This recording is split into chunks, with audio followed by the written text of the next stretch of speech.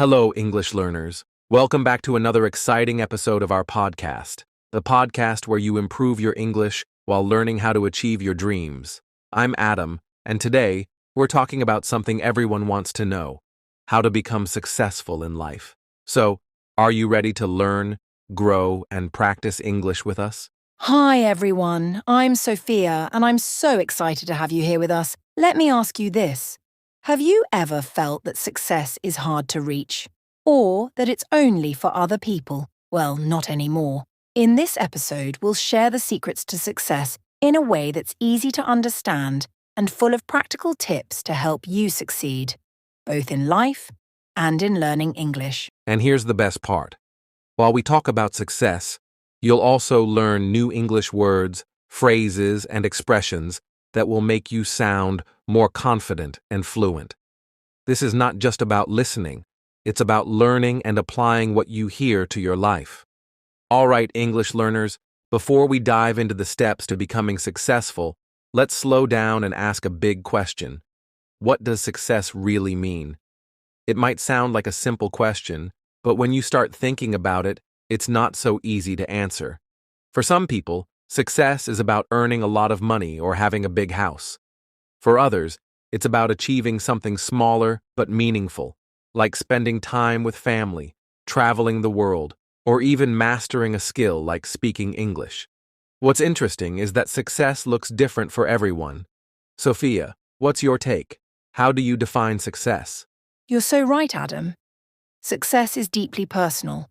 For me, it's all about balance and purpose. When I was in college, I used to think success was about being perfect, getting straight A's, impressing my professors, and constantly achieving. I was chasing these big goals, but I didn't even stop to think if they made me happy. One day I remember staying up late, completely exhausted, and asking myself, why am I working so hard? Is this really what success feels like? That's when it hit me. Success isn't just about what you achieve, it's also about how you feel while achieving it. Now, for me, success means waking up excited about my day, feeling proud of who I am, and knowing that I'm working on things that matter to me. It's not just about external accomplishments, like earning money or finishing a big project. It's also about internal happiness and peace. What about you, Adam? Has your idea of success changed over time? Oh, absolutely.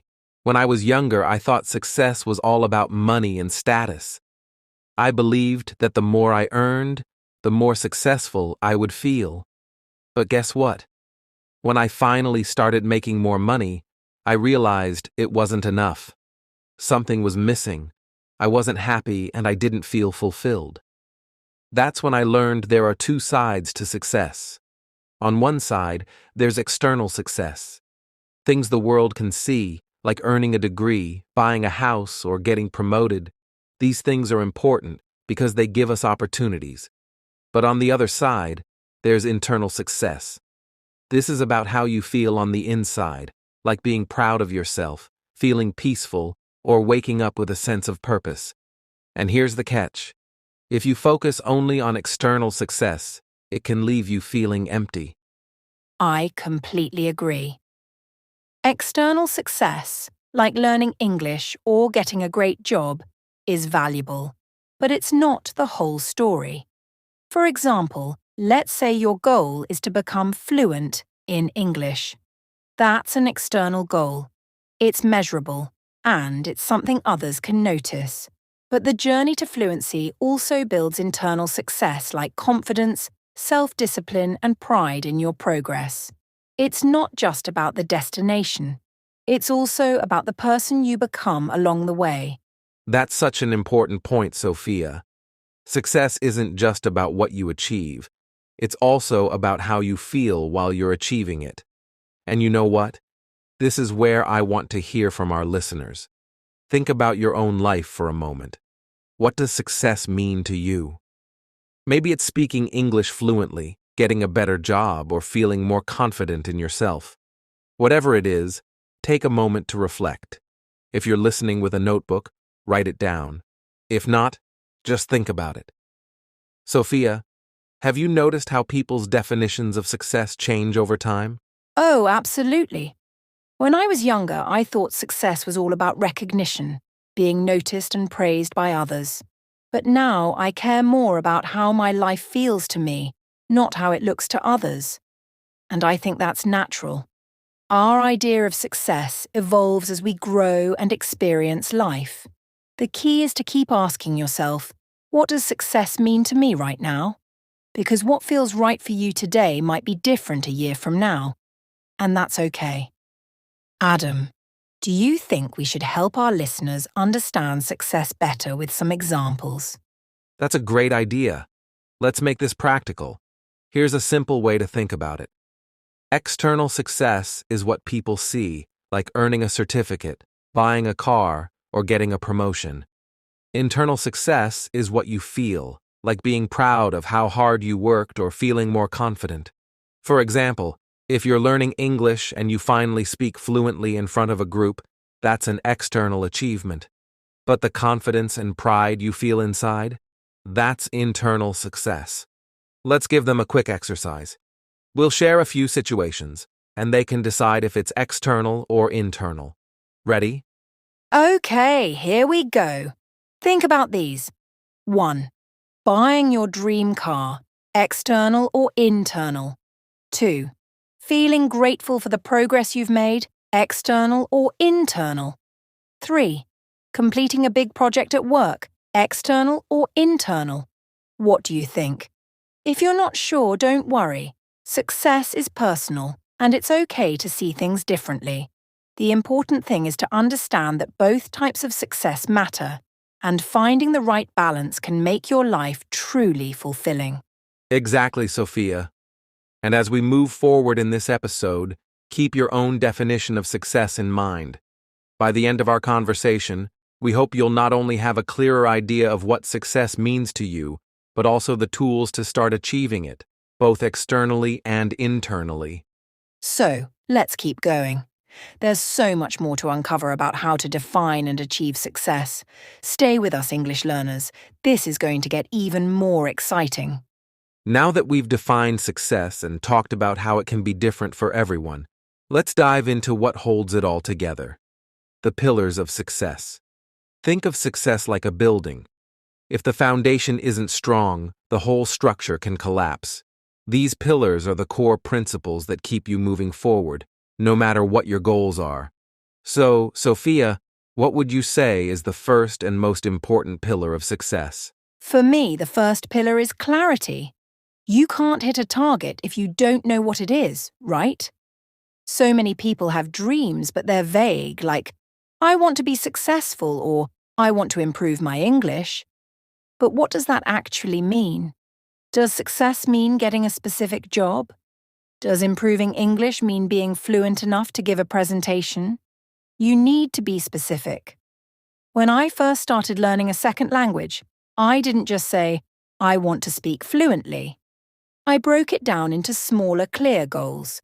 First, I wanted to learn 50 new words in a month.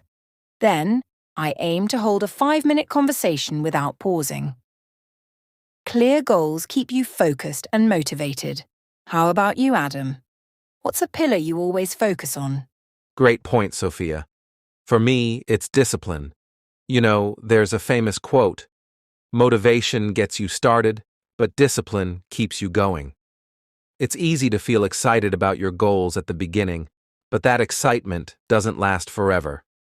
Discipline is what keeps you moving, even on the days when you're tired or frustrated. Take English learning as an example. You might be motivated to start because you want to watch movies without subtitles or impress someone during an interview. But there will be days when you feel stuck or when you make mistakes and feel embarrassed. Discipline is what helps you push through those moments.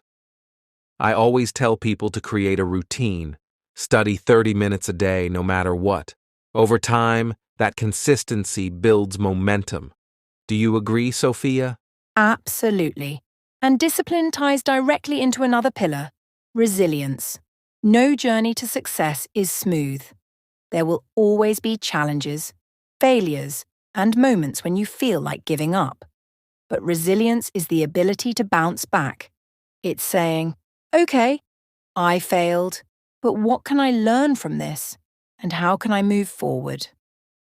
I remember a time when I completely messed up during a job interview because my English wasn't strong enough. I felt awful, but instead of giving up, I made it a point to practice interview questions every day. The next time, I nailed it. Resilience isn't about never failing, it's about never giving up when you fail. What about you, Adam? Any other pillars you think are crucial? 100%. Another pillar that often gets overlooked is adaptability. The world is constantly changing, and so are your circumstances. If you're too rigid, you'll get stuck when things don't go as planned. Being adaptable means being open to new ideas and finding different ways to achieve your goals. For example, let's say you're learning English, and you've been taking traditional classes for months, but still feel stuck. Maybe it's time to try something different, like joining conversation groups, listening to podcasts like this one, or even finding a language partner online. The ability to adapt and try new strategies can be a game changer. That's such a good point, Adam. And speaking of adaptability, it connects well to another pillar, lifelong learning. Success isn't a destination, it's a journey, and that journey requires constant growth. The most successful people in the world never stop learning, whether it's through reading, taking courses, or just staying curious about the world around them. Think about this. If you're learning English, don't just focus on grammar books. Watch movies, read articles, listen to music, and try to immerse yourself in the culture. The more you learn, the more opportunities open up for you. And the best part? Learning keeps your mind sharp and your perspective fresh. Exactly, Sophia. Lifelong learning leads me to one of my favorite pillars, having the right mindset. Success begins in your mind. If you don't believe you can achieve something, you've already lost the battle. A growth mindset, believing that you can improve with effort, is so important. For example, let's say you make a mistake while speaking English. Instead of thinking, I'm terrible at this, shift your mindset to, this is a chance for me to learn and get better. Your thoughts shape your actions, and your actions shape your results. Having a positive, growth-oriented mindset is like having a superpower. That's so true, Adam. And let's not forget one more essential pillar, building strong relationships. No one achieves success alone. Whether it's finding a mentor, working with a supportive team, or surrounding yourself with friends who uplift you, relationships play a huge role in success. When I was learning English, I joined a language group where everyone encouraged each other. Having that support made such a difference. You don't just learn from others, you also share your journey with them, which makes the process more rewarding. What do you think, Adam? Relationships really do matter, don't they? Absolutely, Sophia. Relationships provide motivation, accountability, and often opportunities you wouldn't have found on your own. Surrounding yourself with positive, driven people can inspire you to keep pushing forward, even when things get tough. So, listeners, let's recap the pillars we've talked about. Clarity, discipline, resilience, adaptability, lifelong learning, mindset, and relationships. These are the building blocks of success. Take a moment to reflect. Which of these pillars do you already have in your life, and which ones can you start working on today? Remember, success isn't about being perfect, it's about progress. Start with one pillar, build on it, and watch how it transforms your journey. And don't forget, every step you take is a step closer to your dreams. Let's keep moving forward together.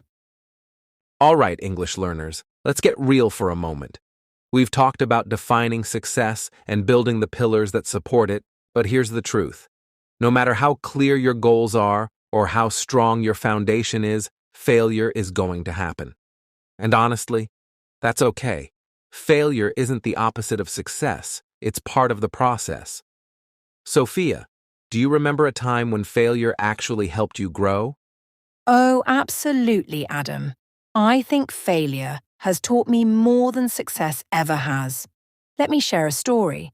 When I was preparing for an important presentation in English, I spent weeks practicing. I thought I was ready, but when I stood in front of the audience, I froze. I stumbled over my words, forgot half of what I wanted to say, and left the stage feeling completely humiliated. At first, I wanted to give up on public speaking altogether, but after the initial embarrassment wore off, I sat down and reflected. What went wrong? I realized I had focused so much on memorizing my speech that I hadn't practiced being flexible or dealing with nerves. So I started practicing with small groups, focusing on speaking naturally rather than perfectly. The next time I presented, it wasn't flawless, but it was so much better. That failure wasn't the end. It was a stepping stone. How about you, Adam? Have you had a moment like that? Oh, many moments. One that stands out is when I first started podcasting. I was so excited to share my ideas, but when I listened to my first few episodes, they were, let's just say, not great. My voice sounded awkward, the content felt disorganized, and I even got some harsh feedback from listeners. It stung, but I didn't let it stop me. Instead, I took it as a learning experience. I started studying how successful podcasters structured their episodes, practiced my delivery, and improved my editing skills. Little by little, the quality of my episodes got better, and so did my confidence. If I had let that initial failure define me, we wouldn't be here today, having this conversation with our amazing listeners. Failure, as tough as it is like a teacher. It shows you what you need to work on. Exactly, Adam. And I think the key to overcoming failure is how you react to it. Do you see it as a dead end or as a lesson? The most successful people in the world aren't those who never fail. They're the ones who fail, learn, and try again. Thomas Edison, for example, famously said, "I haven't failed. I've just found 10,000 ways that won't work." That mindset is so powerful. Absolutely, Sophia. And here's another thing. Failure can teach you resilience. It helps you build a stronger mindset. Think about it. When you fail, you develop problem-solving skills, patience, and determination. Those are qualities that make you stronger in the long run. Listeners, if you're learning English, you've probably faced moments of failure, like forgetting a word, mispronouncing something, or struggling to understand a conversation. But every time you push through those moments, you're growing. Failure is proof that you're trying, and trying is the only way to succeed. Sophia, what advice would you give to someone who feels stuck after a failure? My first piece of advice is to give yourself grace. It's okay to feel disappointed, but don't stay in that place for too long. Acknowledge your feelings, then shift your focus to what you can learn. Ask yourself questions like, what went wrong? What could I do differently next time? This turns failure into a learning opportunity. Second, take small steps forward. After my failed presentation, I didn't immediately jump into another big speech. I started practicing in front of a mirror, then with close friends, then with small groups. Break the problem into manageable pieces and tackle them one at a time. Lastly, surround yourself with supportive people. Share your experiences with those who encourage you and remind you of your progress. Their perspective can help you see the situation more clearly. That's such great advice, Sophia. I'd add one more thing. Celebrate the effort, not just the result. Failure can make you feel like you're not good enough, but the fact that you tried means you're already ahead of those who never even started. Celebrate your courage and keep going. Listeners, let's make this interactive. Think about a time you failed at something. Maybe it was related to learning English or something else. Now, instead of focusing on what went wrong, ask yourself, what did I learn from that experience? How can I use it to improve? Write it down, or just take a moment to reflect. This simple exercise can help you see failure in a new light. And remember, failure doesn't define you. Your response to it does. Every mistake you make is a step closer to success if you choose to learn from it. So, the next time you fail, don't give up. Take a deep breath, adjust your approach, and keep moving forward. You've got this. Absolutely. Failure isn't the end, it's just part of the journey.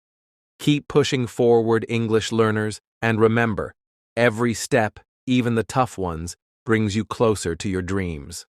All right, English learners, let's talk about something that can turbocharge your journey to success: role models and mentors. No matter where you are in life, having someone to look up to or guide you can make a huge difference. A role model shows you what's possible, and a mentor helps you figure out how to get there. Sophia, have you ever had a role model who inspired you? Absolutely, Adam. I remember when I was younger and struggling to learn English. I came across an author who had written her books in both her native language and English. Her journey of mastering a second language and using it to share her stories inspired me so much. I thought, if she can do it, maybe I can too. But it wasn't just her success that inspired me. It was her determination. She talked about how she made countless mistakes, faced criticism, and kept going anyway. It showed me that success doesn't require perfection. It requires persistence. What about you, Adam? Who has been a role model in your life? For me, it was a teacher I had in high school. He had this way of making everyone feel capable, no matter how hard the challenge seemed. He always said, "Success isn't about talent, it's about effort." That stuck with me. I remember struggling with public speaking. I was so nervous about it, but he pushed me to join a debate club. I failed miserably in my first few debates, but he didn't let me quit.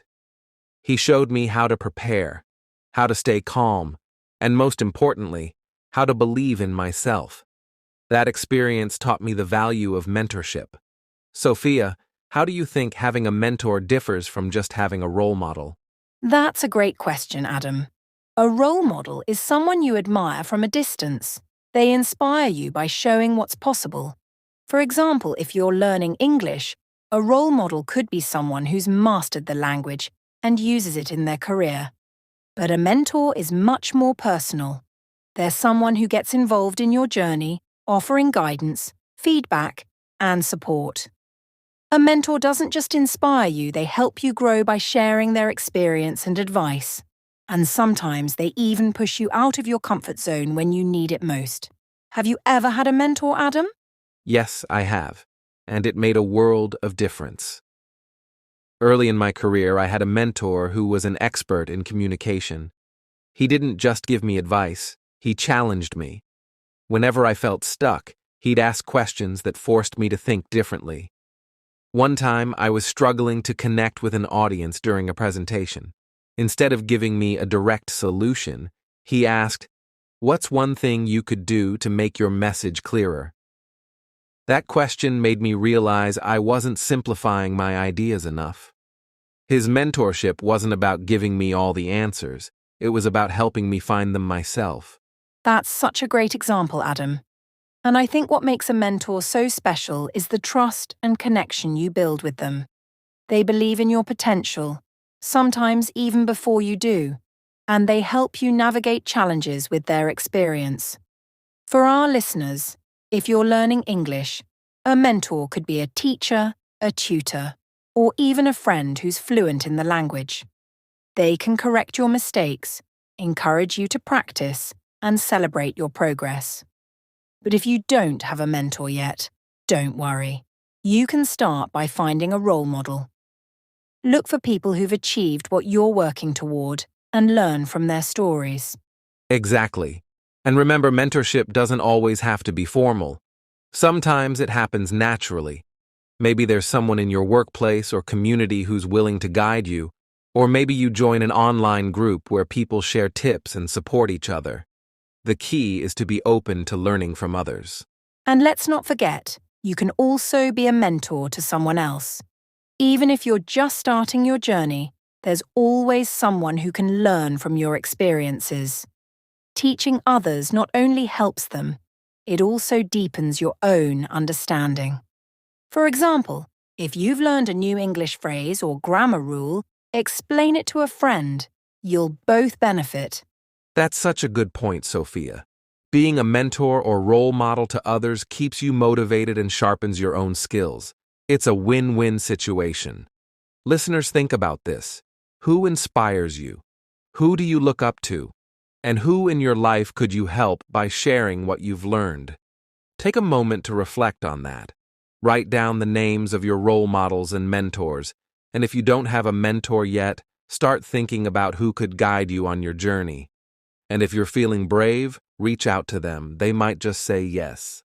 Remember, success is never a solo journey. Role models show us what's possible and mentors guide us along the way. And who knows, maybe one day you'll be the role model or mentor who inspires someone else. Absolutely, Sophia. Stay curious, stay open, and keep learning from the people around you. And don't forget, this podcast is here to guide you too. You're not alone on this journey, English learners. Let's keep moving forward together. All right, English learners, let's talk about something that's often overlooked in the pursuit of success: work-life balance.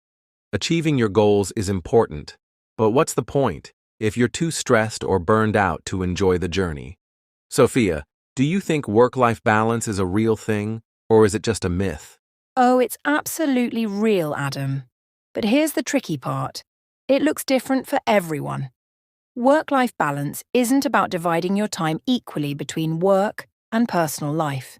It's about finding harmony between the two in a way that works for you. I learnt this the hard way. When I was first learning English and working full-time, I would spend every spare minute studying. I thought that the more I worked, the faster I'd improve. But after a few months, I was completely exhausted. I wasn't enjoying the process anymore. That's when I realized I needed to balance my efforts. What about you, Adam? Have you ever struggled with this? Definitely, Sophia. When I first started my career, I was so focused on achieving success that I neglected everything else: my health, my relationships, even my hobbies. I thought if I just worked harder, I'd achieve my goals faster. But instead, I ended up feeling burned out and unmotivated. That experience taught me that success isn't just about what you achieve professionally. It's also about your overall well-being. If you're not happy or healthy, it's hard to sustain any kind of success. So, I made changes. I started setting boundaries, making time for exercise, and reconnecting with friends and family. It made a huge difference. That's such an important point, Adam. And I think a big part of work-life balance is learning how to prioritize. Not everything on your to-do list is equally important. I use a simple trick. I categorize tasks into urgent, important, and nice to do. This helps me focus on what really matters without feeling overwhelmed. For example, when I was learning English, I prioritized tasks like practicing speaking and listening over things like perfecting grammar rules. It didn't mean I ignored grammar, it just wasn't my main focus at that time. Prioritizing helps you make progress without feeling like you're drowning in work. How do you stay balanced, Adam?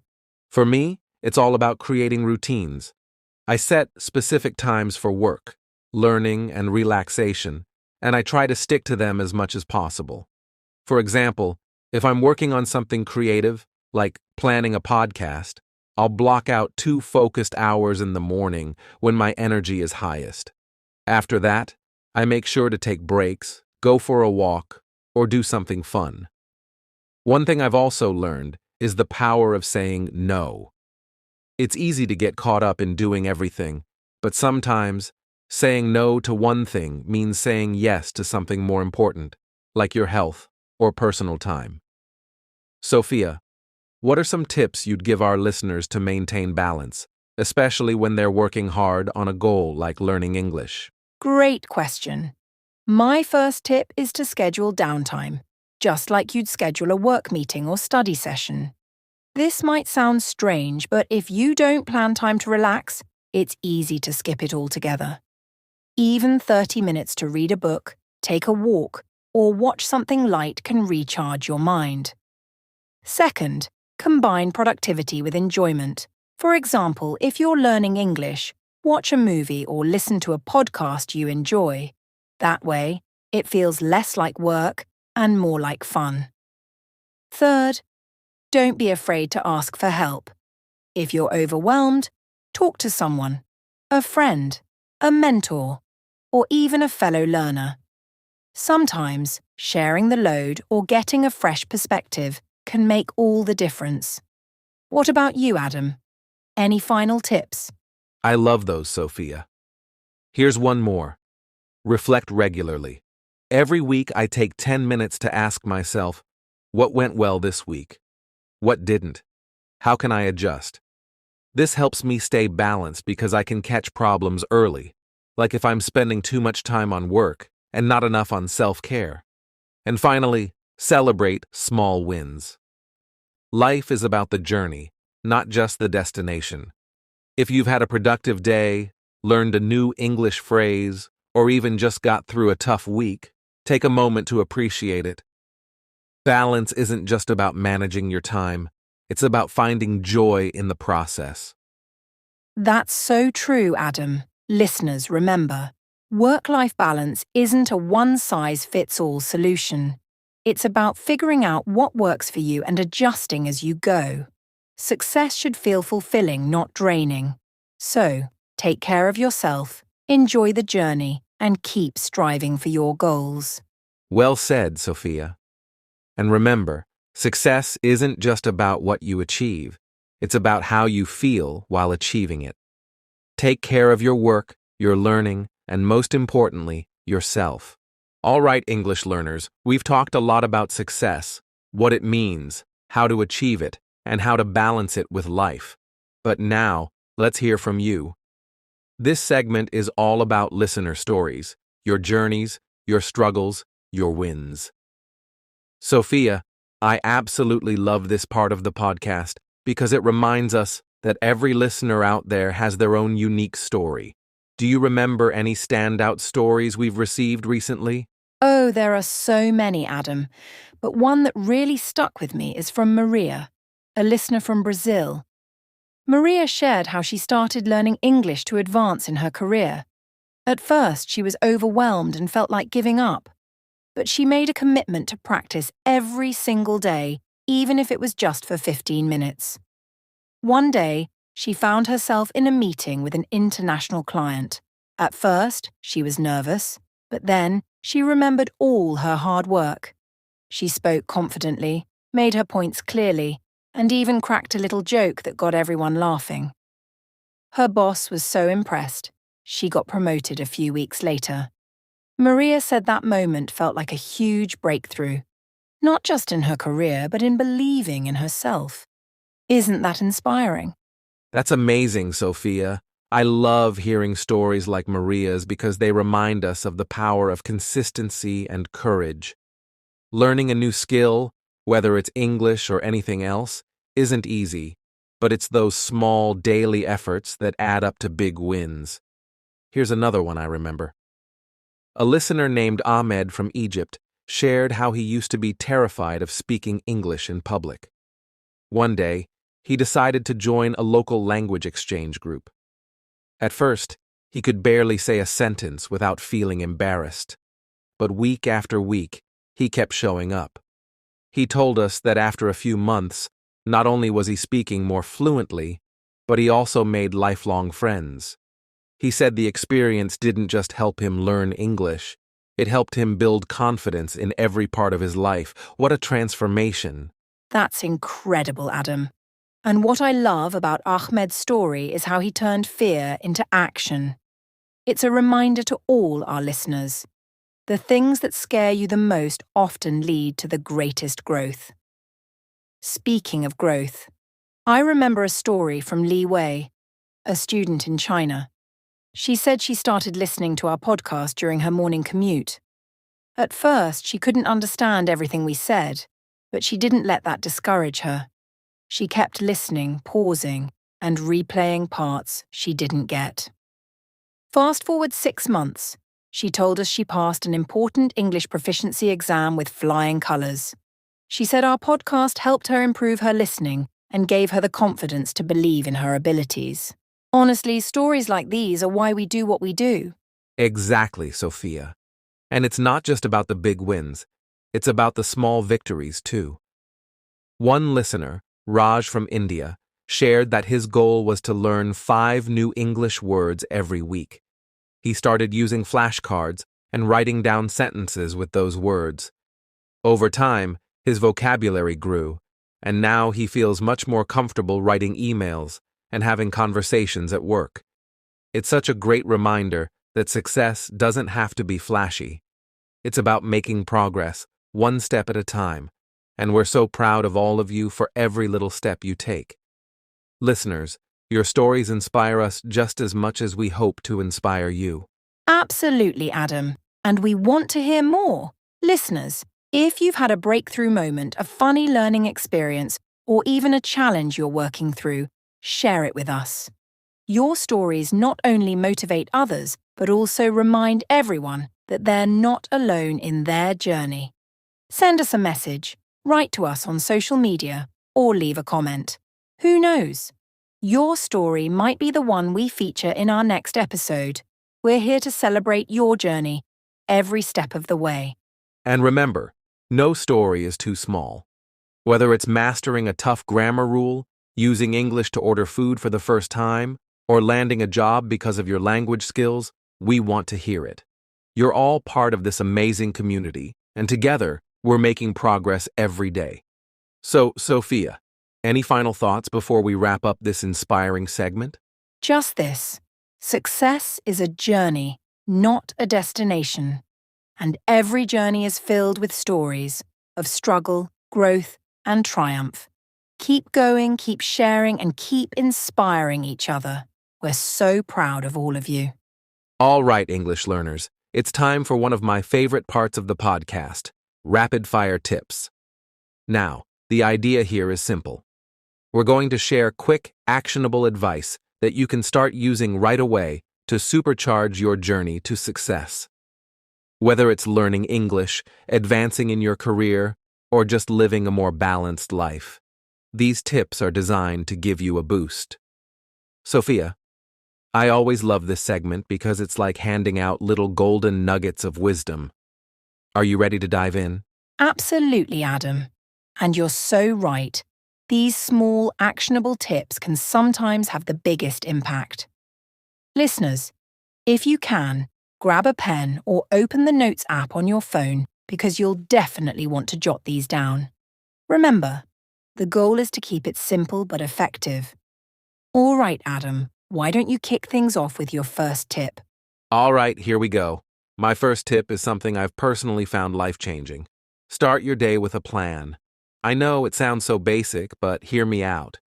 When you wake up, take 5 minutes to write down 3 things you want to accomplish that day. Just 3, no more. And here's the key. Tackle the hardest or most important one first. Why does this work? Because starting your day with a clear focus not only keeps you organized, but also gives you a sense of accomplishment early on. For example, when I have a busy day, I write down something like, finalize podcast script, respond to emails, and go for a 30-minute run. If I get those 3 things done, I feel productive no matter what else happens. It also reduces that overwhelming feeling of having too much to do. So, listeners, try it tomorrow morning and see how it works for you. Sophia, what's your first tip? That's such a great tip, Adam. And it's so true. Starting with a plan can set the tone for your entire day. My first tip is especially for our English learners. Practice every single day, even if it's just for 10 minutes. I know a lot of you might feel like you need hours of practice to improve, but consistency is more important than the amount of time you spend in one sitting. Think of it this way. If you practice for just 10 minutes a day, that's over an hour of focused learning each week. And it doesn't have to be complicated. Talk to yourself in English, listen to a short podcast, or write down a few sentences in your journal. The key is to make it a daily habit. I remember when I was learning Spanish, I used to record myself saying a few sentences every day. It felt awkward at first, but over time, I got more confident and I could hear my own progress. So, to our listeners, don't underestimate the power of small, consistent efforts. It really adds up. That's such a great point, Sophia. Small steps really do lead to big results. All right, here's my next tip. Surround yourself with positivity. This might sound abstract, but it's actually really practical. Pay attention to the content you consume and the people you spend time with. Are they lifting you up or dragging you down? For instance, if you're learning English, follow social media accounts that post helpful tips or inspiring stories about language learning. Listen to podcasts like this one, Wink, Wink, or watch motivational videos in English. The more you surround yourself with positive influences, the more inspired and focused you'll feel. And this doesn't just apply to English, it works for any goal. I'll give you an example from my own life. When I started focusing on fitness, I followed a few trainers on Instagram who shared realistic, encouraging advice. Seeing their posts every day kept me motivated, even on days when I didn't feel like working out. Positivity is contagious, and it can really fuel your journey. Sophia, what's next on your list? That's such a powerful tip, Adam. I completely agree. What you surround yourself with has a huge impact on your mindset. My next tip is something I personally live by. Celebrate small wins. A lot of times, we're so focused on the big goal that we forget to appreciate the little victories along the way. But those small wins are what keep us going. For example, when I was preparing for my first English proficiency test, I used to get so stressed about the overall result. But then I decided to shift my mindset. If I learned a new word, nailed the pronunciation of a tricky phrase, or even just completed a practice test without giving up, I'd take a moment to celebrate. Sometimes it was as simple as treating myself to a coffee or watching an episode of my favorite show. Celebrating small wins helps you stay motivated and reminds you that progress is happening, even if you don't see the full picture yet. So, listeners, what small win can you celebrate today? Maybe you learned a new idiom or understood a tricky grammar rule. Whatever it is, take a moment to acknowledge it. Adam, do you have another one? Absolutely, Sophia. And I love what you said about celebrating small wins. It's so important. My next tip is for staying organized and avoiding overwhelm. Use the 2-minute rule. This means if a task takes less than 2 minutes to do, just do it immediately. Don't write it down, don't procrastinate. Just get it done. Let me give you an example. Let's say you have an email to send, a dish to wash, or a quick sentence to practice in English. Instead of letting those small tasks pile up, knock them out right away. You'll be surprised how much mental clutter this eliminates.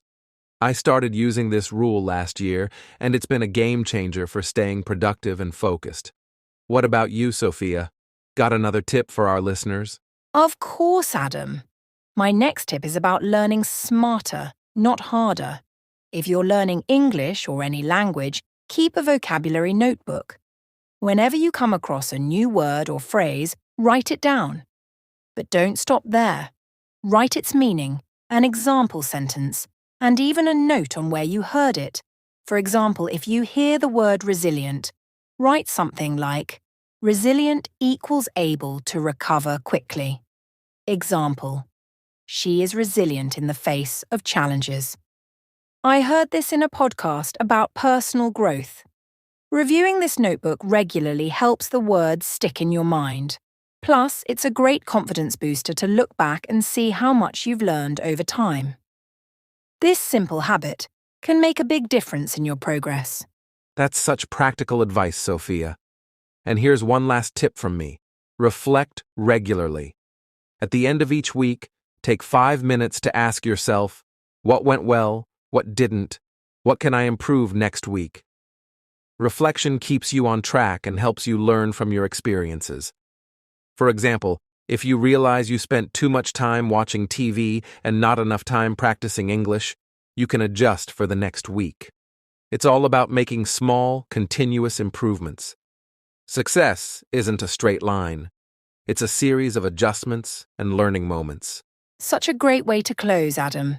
Listeners, remember, these tips might seem small, but when you apply them consistently, they can create big changes over time. Which one are you going to try first? Let us know, and don't forget, you're already on the path to success just by listening to this podcast. All right, English learners, it's time for something exciting. Let's take a break from all the deep discussions and dive into one of the most fun parts of our podcast, quiz time.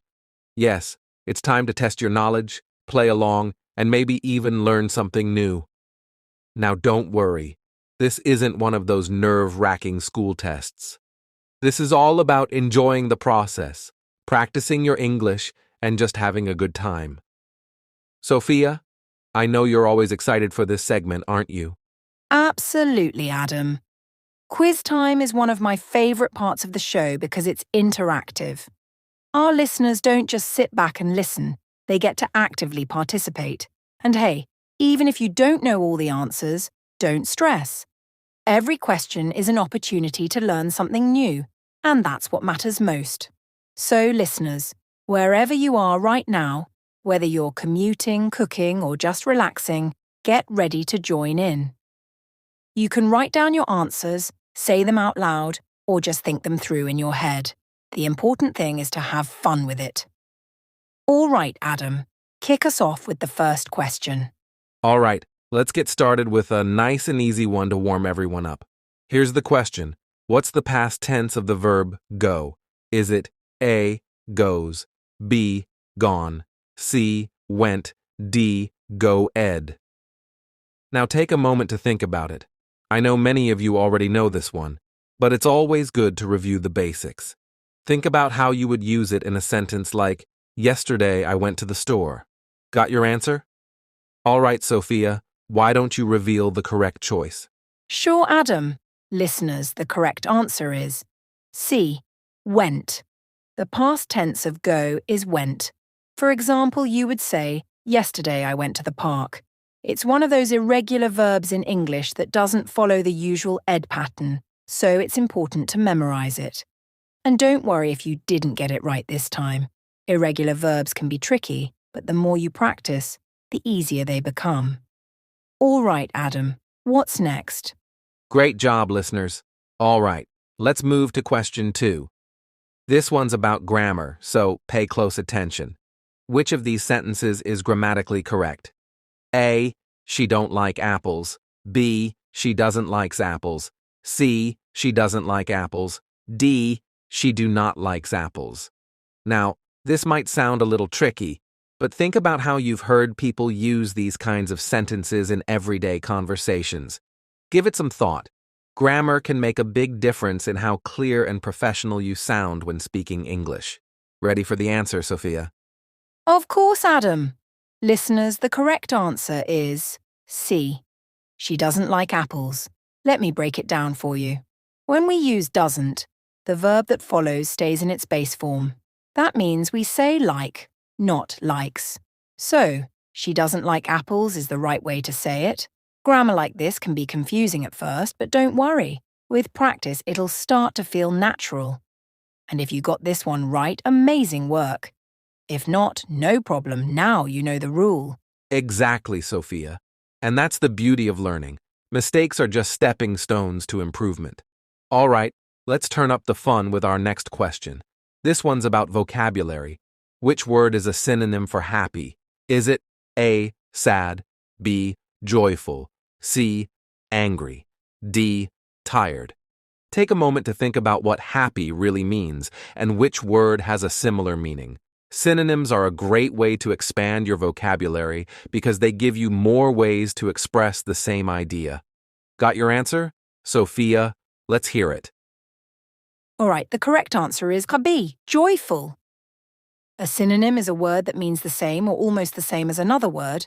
So if you're feeling happy, you could also say you're feeling joyful. For example, I felt joyful when I passed my English exam. Isn't it fun to have more ways to express yourself? And remember, building your vocabulary like this helps you sound more natural and fluent in English. How are you feeling so far, listeners? Ready for one more, Adam? Absolutely, Sophia. Let's end this quiz segment with a fun fact. Here's the question. Which language has the most words in the world? Is it A, Spanish, B, Mandarin, Chinese, C, English, D, French? Think carefully, because this might surprise you. Languages are fascinating, and each one has its own unique richness. All right, got your answer? Sophia, what's the truth behind this one? The answer is C, English. Yes, English has over 1 million words, and that number keeps growing as new words are added every year. Of course, you don't need to know all of them to be fluent. Most conversations use only a fraction of that vocabulary, but it's amazing to think about how flexible and expressive English can be. So if you're learning English, you're diving into one of the most expansive languages in the world. How cool is that? Very cool, Sophia. And that's the end of our quiz for today. Listeners, how did you do? Whether you got all the answers right or just a few, the important thing is that you learned something new. Remember, every small step forward is progress, and we're here to celebrate that with you. Exactly, Adam. And we want to hear from you. Did you enjoy the quiz? Which question was your favourite? And if you have ideas for topics or more questions we can include in future quizzes, let us know. This is your podcast too, and we love involving you in every way we can. All right, English learners, that brings us to the end of today's episode. We've covered so much, from the secrets to success, overcoming challenges, and learning from role models, to having a bit of fun with our quiz. We hope you enjoyed every moment and took away some valuable lessons. Yes, and remember, success is a journey, not a race. Take everything you've learned today and start applying it to your life, step by step. Whether it's focusing on your mindset, finding balance, or just believing in yourself, every small action counts. And don't forget, learning English is a part of your success journey too.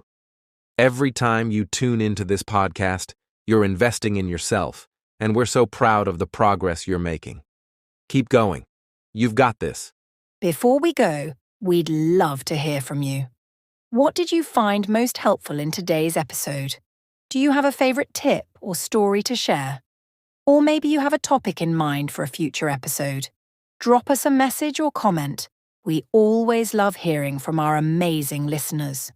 And if you enjoyed this episode, don't forget to like, subscribe, and share it with someone who might need a little inspiration today. The more we share, the more people we can help on their journey to success. Thank you so much for spending your time with us today. Keep practicing your English, keep believing in yourself, and remember, we're here to support you every step of the way. Until next time, take care, stay motivated, and as always, keep chasing your dreams. See you in the next episode. Thank you.